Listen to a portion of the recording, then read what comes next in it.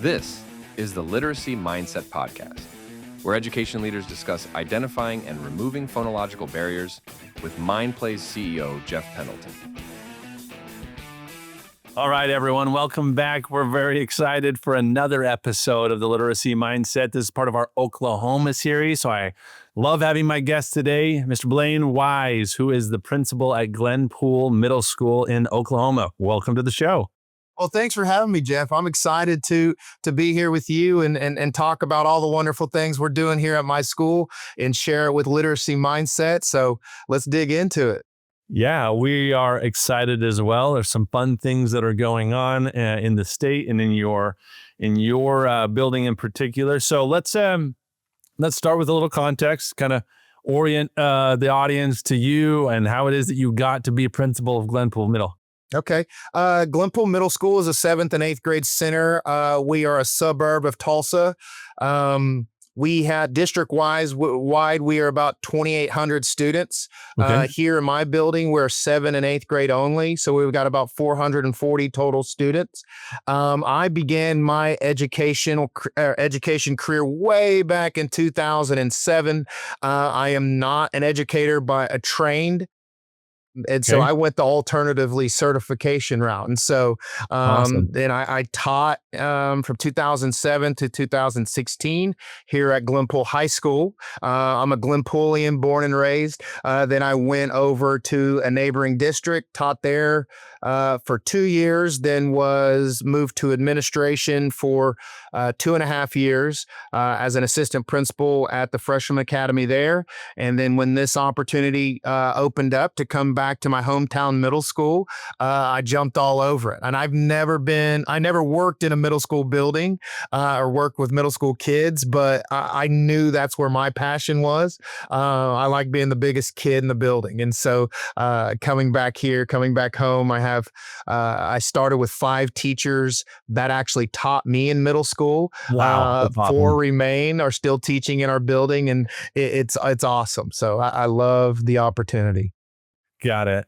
Well, that's some fun stuff to dive into. Let's talk a little bit about the shift that happens from teacher, then you go into administration, right? And you taught mostly history, right? Yes, sir. And sort of the social studies side of the world. So now you got to come think about reading scores and math scores and that. So just walk us through what's the mindset shift that you have to have as you think about literacy now not being the subject that you were focused on, but it's a thing you got to think about now as a principal. Oh, absolutely.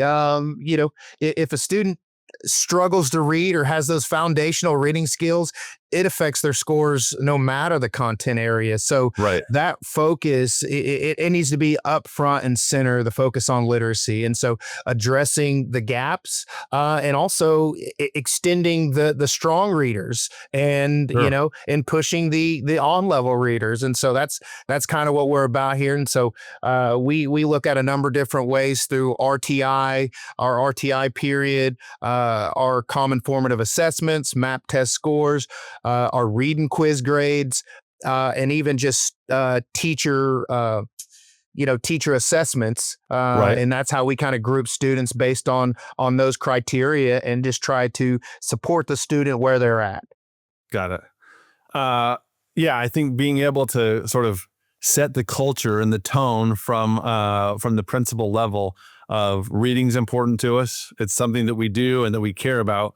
You told me a story about your therapy dog and your ability to try and inspire sort of maybe competition, or tell us a little bit about some things that you've done, especially that story. So I think most people listening will find that sometimes it's like pulling teeth to get kids to read, especially middle school age kids. You're either a reader or you're not a reader. And so we're trying to inspire everybody to become readers. And so one of the things that our teachers had came up with was we have a therapy dog. We are very, very fortunate to have Murphy McGuire. That is his name. He is a golden doodle. He is the most liked staff member in the building. And to kind of encourage reading, our teachers came up with the idea of, for every book a student reads and passes the reading quiz, they get a paw print on the wall in the hallway. And so they're trying to get Murphy, his paws, all the way back to the other side of the school to his classroom where he resides. So it was cool for the kids to see their progress, on the wall. Each paw print had the student's name, the book they read, and maybe the score they had or something. But we marched him all the way back to his classroom. And so just over the school year, it was really, really neat to see. And, you'd walk by a kid, hey, you see my paw print? We almost got Murphy back to his classroom, just things to encourage them and inspire reading. And so shout out to our ELA team and our librarian for coming up with that idea. And it was awesome. Yeah. That's a unique one. I've heard a lot of different ones, but I've never heard of, getting the dog from one side of the school to the other. How important is it for you as a leader to be able to not just embrace ideas like that, but like encourage them and create spaces for your team to be able to do things like that? You always hear, I'm not the smartest person, or the smartest person in the room is the room, and so you got to let your teachers, let your staff members be the experts on something, let them be creative, Right. because this is our school. This isn't just my school. We're all here to serve these students in our community. And so everybody has good ideas, and I'm very like, hey, let's try it. And if it doesn't work, we'll try something else. We do traveling trophies every month. Okay. Instead of giving one teacher a teacher of the month, we do 6. And one of the awards that we give out is a pair of scissors, and they're giant. They're probably 2-foot pair of scissors, and it's for being creative, thinking outside of the box, and not having a fear of failure. So pushing that envelope, being creative, we encourage that for sure. Yeah. And frankly, being able to find the right way to encourage failure within the confines of a safe school, Yes. right, is that's got to be one of the most important jobs that you do, is figuring out how to make that work. Absolutely. But no one's perfect. And so we just keep trying. That's all we can do is try. Yeah. Well, effort gets you a long way. Let's talk a little bit about, so it's a 7th and 8th grade building, right? That's where we're going to focus. A lot of times, traditionally, you just think, ELA 7, ELA 8, honors classes, the traditional sense of courses that are required to take there. But we recognize that in most buildings across the country, there are still students that might not be able to read on grade level to perform at a 7th grade or an 8th grade. What do you guys do today? How do you accomplish sort of an intervention, a space for students to be able to maybe catch up or find ways to remove those? Oftentimes they're phonological in nature, right? Phonological barriers to their reading success. Just tell me a little bit what Glenpool Middle does there. So I'm sure all the listeners are struggling with that. How do you address those? Well, here's how we address them, and here's how we've kind of seen some success.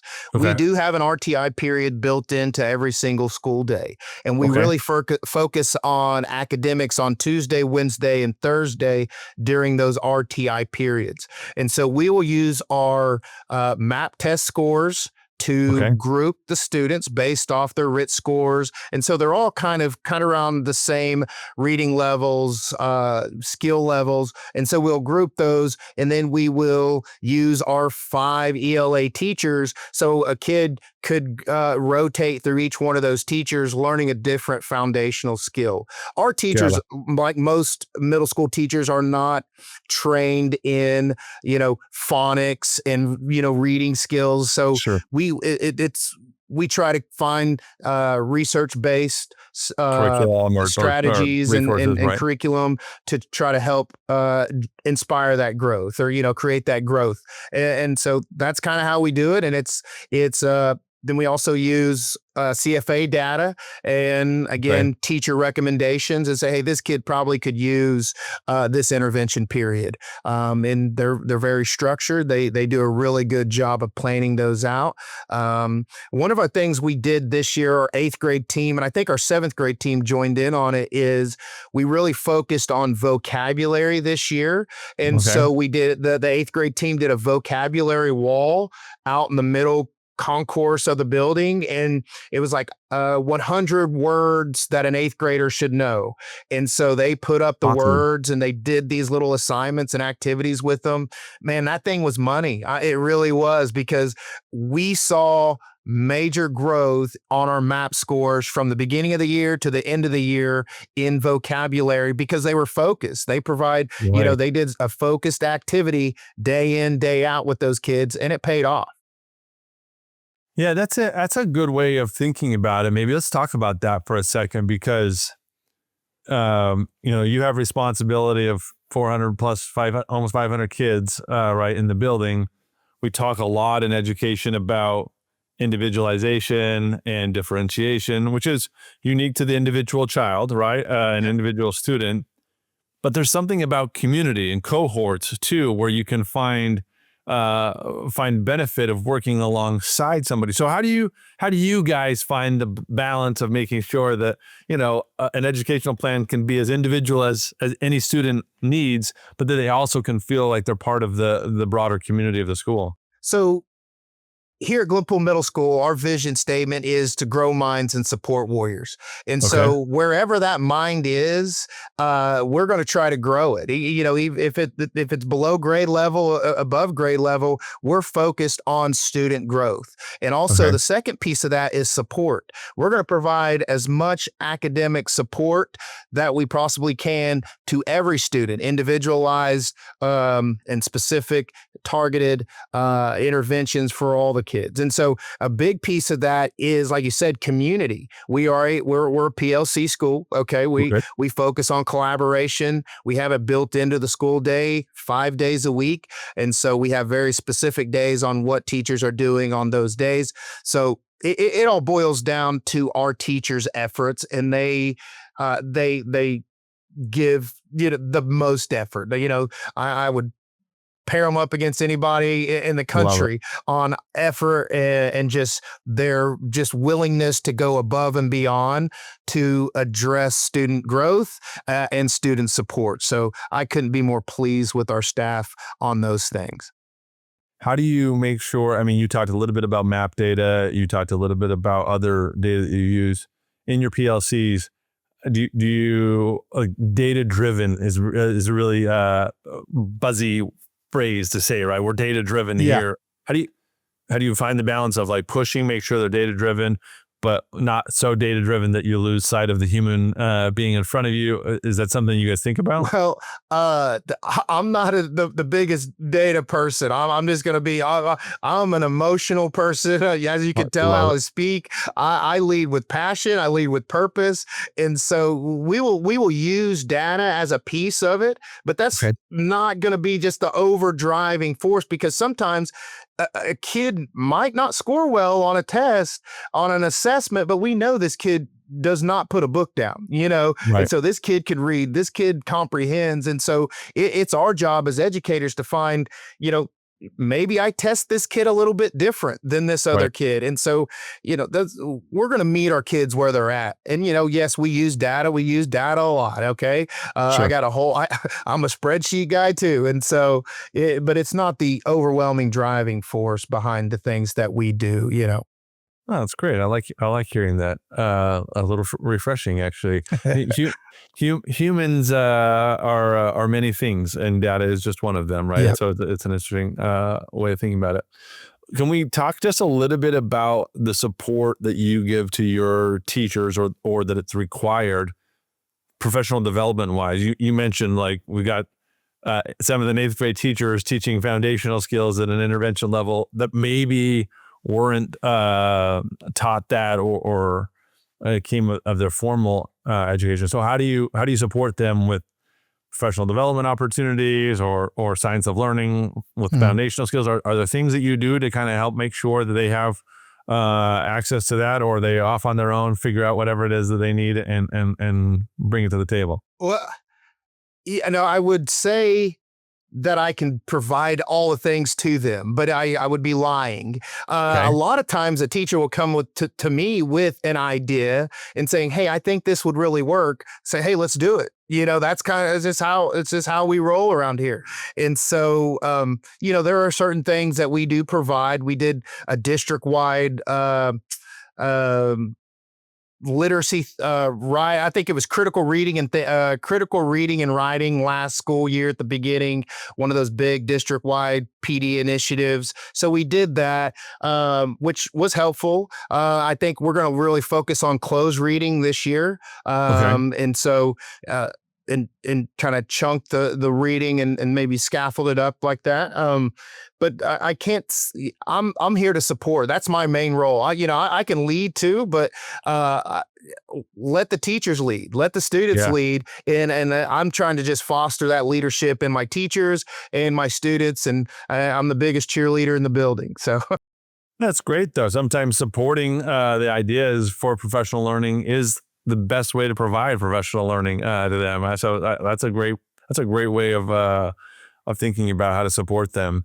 Well, like you touched on earlier, I'm not a reading teacher by trade. I'm not an English teacher by trade. Let them bring that stuff to me, and then okay, yes, that fits with what we're doing, because they have the better view of because my view is a little different than theirs, and so let them bring that to the table, and I'm like, let's do it, let's go. Yeah. We'll talk a little bit about how that works with your relationship with the district. Are there decisions that the district says, no, we're not doing that, we need to do this? How do you collaborate together? Are they really supportive of site-based decision making? Is it usually decided at the district level? How does that work? I think at our district, we are very fortunate. They leave a lot to the site-based, and they trust our leadership skills and our decision making. But we do have, we come to the table and say, hey, this is. We present our data and we all look at it, and you have to kind of put your ego to a side and look at let's how are we growing kids, and is this working or is it not working? Okay, if it isn't working, what can we do to make a change? And so I'm blessed with a good leadership team at the district level that trusts what we're doing here at the building level, and our teachers, and they've been nothing but they just provide support. And so we bring something to them. Okay, how can we make it work for your site, and how can we make it work district wide? So it's been really awesome. Yeah. Well, I think that's an important part of the equation. A good district leadership team working collaboratively with building leadership. I think that is all studies would say that is how to find the best amount of success. Let's talk just for a second about technology. Okay. You are, I believe, a 1-to-1 district. Yep, we got correct? Chromebooks. Yeah, working Chromebooks. Are there things that you make decisions on because Chromebooks don't support it, or is this pedagogically we chase after what we want to do and then we figure out how to work the technology in, or vice versa? Or just how does that work when you think about making literacy curriculum decisions?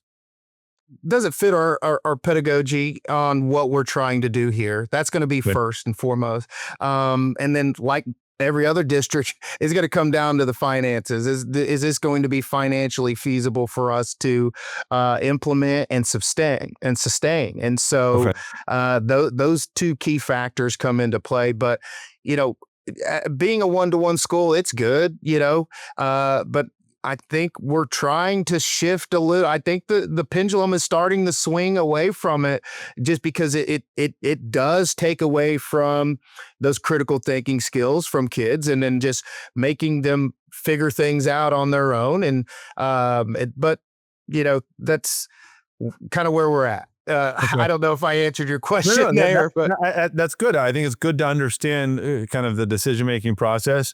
You said pedagogy first. That's where we're going to go. And then we'll make it work. And if we can make it work with technology, that's great. I mean, that's a good way of thinking about it. Well, we could go for a long time, but we've run out of most of our time here. And so we'll wrap up with a 2-part one question. That's cheating. I know it's probably 2 questions, really. but it's more future leaning, right? So Yeah. give me a sense of what concerns you when you think about the future of education, and then what excites you. Go concerns first, and then we'll leave on a high note of what excites you the most about the future. I think the concern is on a larger scale. We have people leading education that don't really know what's going on in the buildings Sure. at the district level, site level, and they're making decisions based off of, I guess, hearsay or their own agendas or whatnot. But so that's what worries me. But also on the flip side of that, what inspires me and what is encouraging is I know the awesome things that are happening in these buildings that are completely different from what is being said at the Capitals. Okay, I promise you that. When we got empathy in the building, we got teachers that care. We got, these teachers are pouring into these students and building relationships with students and parents and the communities. And that, for some reason, has not been the focus. But I'll tell you what, across the country, there is some phenomenal things going on inside a school building. And so that's what's encouraging to me. It's just like one of these days, somebody is going to ring a bell and go, hey, let's start promoting this because I know it's going on and it's good stuff. And so we need to get to that. Got it. The encouragement then is there's great stuff happening everywhere. Absolutely. And you're confident that will rise to the top and be really the future that we're looking at. So that's awesome. And if I could, like our podcasting stuff that I was telling you about and the news crew stuff, I mean, that stuff is transformational for our students. And so, I mean, I would wear it on a t-shirt and walk around if I had to, just to get the message out. There is good stuff going on in schools. Well, you all heard it here first. Blaine has assured us that there's great stuff going on.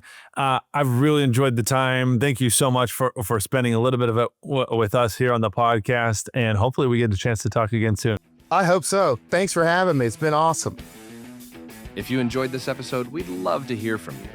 Learn how we help students by identifying and removing phonological barriers at mindplay.com.